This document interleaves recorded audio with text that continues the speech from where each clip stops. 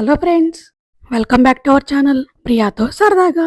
మనకి ఎప్పుడైనా పఫ్ తినాలనిపించింది అనుకోండి, అదే ఇండియాలో అనుకోండి, జస్ట్ అలా బేకరీకి వెళ్ళి ఒక పఫ్ కొనుక్కొని తింటాం. కానీ వేరే దేశాల్లో ఉన్నాం అనుకోండి, అప్పుడు మనకి వేరే ఆప్షన్ ఉండదు కదా, ఇంట్లోనే ప్రిపేర్ చేసుకోవాలి.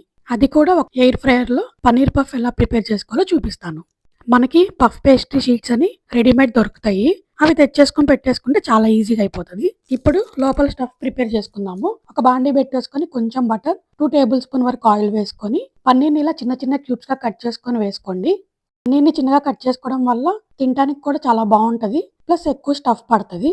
మరీ ఎక్కువ ఫ్రై చేసుకోకుండా జస్ట్ లైట్ గా సాల్ట్ వేసుకొని ఇలా లైట్ గోల్డెన్ బ్రౌన్ కలర్ వచ్చే వరకు ఫ్రై చేసుకోవాలి. మరీ ఎక్కువగా కలుపుకోకండి, పన్నీర్ విరిగిపోతుంది కదా. లైట్గా సాట్ చేసుకొని ఇలా గోల్డెన్ బ్రౌన్ కలర్ వచ్చే వరకు ఫ్రై చేసుకొని పక్కన పెట్టుకోండి. ఇప్పుడు వేడిగున్న ప్యాన్లో కొంచెం ఆయిల్ వేసుకొని జీలకర్ర, కొంచెం మీడియం సైజ్ కట్ చేసుకున్న ఆనియన్స్ వేసుకున్న తర్వాత ఆనియన్స్ లైట్ బ్రౌన్ కలర్ వచ్చే వరకు ఫ్రై చేసుకోవాలి. ఆనియన్స్ త్వరగా కుక్ అవ్వాలి కాబట్టి కొంచెం సాల్ట్ వేసుకొని 1 టేబుల్ స్పూన్ వరకు జింజర్ గార్లిక్ పేస్ట్ వేసుకొని పచ్చివాసన పోయే వరకు ఫ్రై చేసుకోండి. స్పైసీగా ఉండాలి కాబట్టి సన్నగా కట్ చేసుకున్న పచ్చిమిర్చి, కొంచెం కారం, ఉప్పు, ధనియాల పొడి, గరం మసాలా అన్నీ వేసుకొని ఫ్రై చేసుకోండి. ఆనియన్స్ని మరీ మాడగొట్టకుండా లైట్గా ఫ్రై చేసుకోవాలి. కొంచెం కరివేపాకు వేసుకొని మొత్తం నీట్గా కలుపుకోండి. ఒక 5 మినిట్స్ వరకు మూత పెట్టేసుకొని కుక్ చేసుకోండి. కర్రీ అనేది మనకు కొంచెం వెట్గా కావాలి కాబట్టి కొంచెం వాటర్ పోసుకోండి. వాటర్ పోసుకున్న తర్వాత ఒకసారి నీట్గా కలుపుకొని గ్రేవీగా కావాలి కాబట్టి సన్నగా కట్ చేసుకున్న టమాటాని యాడ్ చేసుకోవాలి. టొమాటో వేసుకోకపోయినా బాగానే ఉంటుంది. This is optional. టొమాటో ఉడకాలి కాబట్టి ఒకసారి మళ్ళీ మూత పెట్టేసుకొని టమాటో మెత్తబడే వరకు ఉడకబెట్టుకోండి. టొమాటో మెత్తబడిపోయింది. సో ఇంకొంచెం స్పైసీనెస్ కోసం మేము కొంచెం chilli flakes and red chilli sauce add చేస్తున్నాం.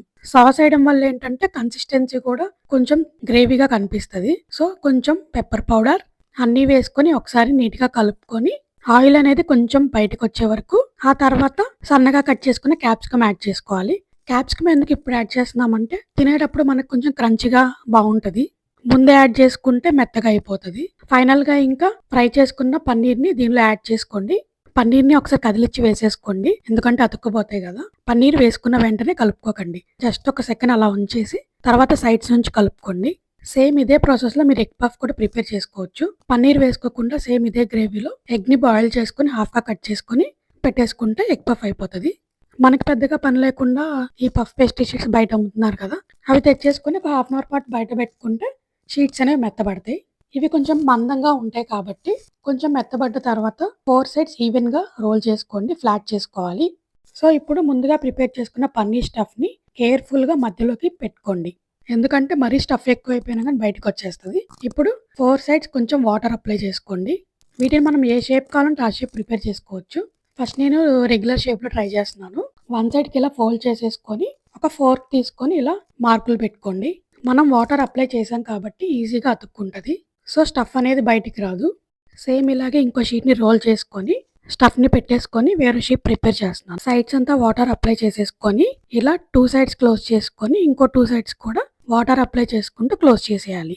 ఒక షేప్ అని లేదండి, ఏది కన్వీనియంట్గా ఈజీగా ఉంటే అది చేసేసుకోవడమే. వాటర్ అప్లై చేసుకొని స్టిక్ చేసుకున్న తర్వాత ఆయిల్ కానీ వాటర్ కానీ పైన ఇలా గ్రీస్ చేసుకోండి. అప్పుడు డ్రై అవ్వకుండా నీట్గా వస్తుంది. మనం ఎయిర్ ఫ్రైయర్లో చేస్తున్నాం కాబట్టి ఇదేనండి ఎయిర్ ఫ్రైయర్. ఎయిర్ ఫ్రైయర్ అనేది పని తొందరగా అయిపోతుంది, కానీ అంత హెల్తీ కాదు, ఎప్పుడో ఒకసారి చేసుకోవచ్చు. సో ఇలా కింద ఓపెన్ చేసేసి పఫ్లు పెట్టేశాను. తర్వాత 370 డిగ్రీస్లో 15 మినిట్స్ టైం సెట్ చేసి పెట్టేశాను. యాక్చువల్గా వీటికి 13 మినిట్స్ సరిపోతుంది. సో 2 మినిట్స్ ఉన్నప్పుడు తీసేశాను. చూసారా ఎంత యమ్మీగా ఉంది కదా. వేడి ఉంటుంది కదా, చేత్తో తీయకండి, కాలిపోతుంది.